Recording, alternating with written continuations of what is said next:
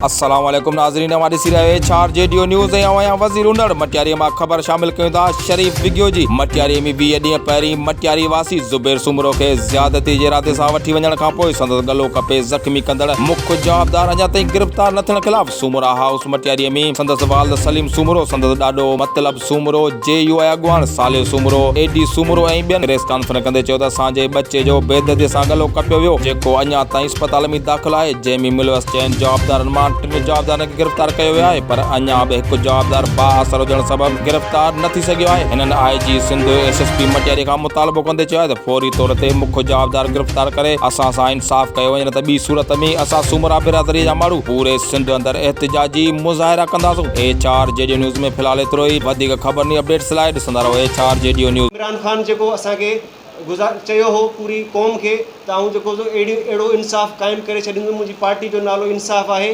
उन चयो त फ़ोन ते जेका FIR कटिजी वेंदी, FIR खे त 20 ॾींहं थी विया आहिनि, पर छो असांखे इंसाफ़ नथो मिले? कहिड़ा हुन जे पोयां हथ आहिनि?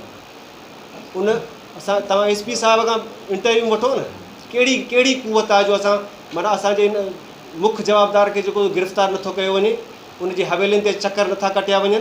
छा उन्हनि जी हवेली जेका असां नोगो एरिया आहे या पाकिस्तान जे दायरे में उहा हवेली नथी अचे? असांखे इंसाफ़ खपे। ॾोह थियो आहे, उनखे ॾोहारीअ खे सज़ा मिलणु घुरिजे। उनखे असीं कटहरे में आणींदासीं। जेकॾहिं असांखे इंसाफ़ न मिलियो, असां वरी एहतिजाज जी कारवाई कंदासीं।